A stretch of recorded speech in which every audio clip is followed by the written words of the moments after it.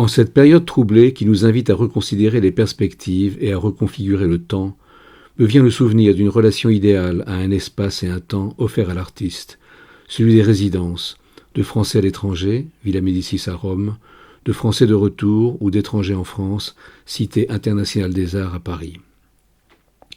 Ces résidences d'artistes profitent aussi à ceux qui les accueillent. N'est-il pas enrichissant de reconnaître le langage universel de l'art, pratiqué et partagé par des artistes qui viennent d'autres cultures et parlent d'autres langues? La création artistique n'est ni un luxe ni une activité décorative pour améliorer notre cadre de vie.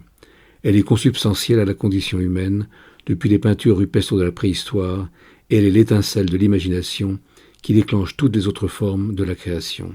Alors, à celles et ceux qui se demandent à quoi servent l'art et les artistes, je répondrai qu'ils ne servent à rien, parce que dans leurs fausses questions, il y a déjà cette affirmation cachée qui n'ose s'exprimer.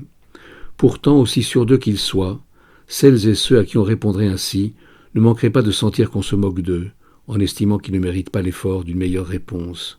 Or, celles et ceux qui préfèrent condamner sans comprendre méritent sans doute un effort de compréhension et d'indulgence. Voici à leur intention un petit conseil amical. Allez au Louvre, non pour admirer la Joconde, car vous l'admirez déjà, croyant prouver ainsi que vous n'êtes pas insensible à l'art véritable, et écoutez plutôt la leçon de son sourire, qui vous murmure ceci.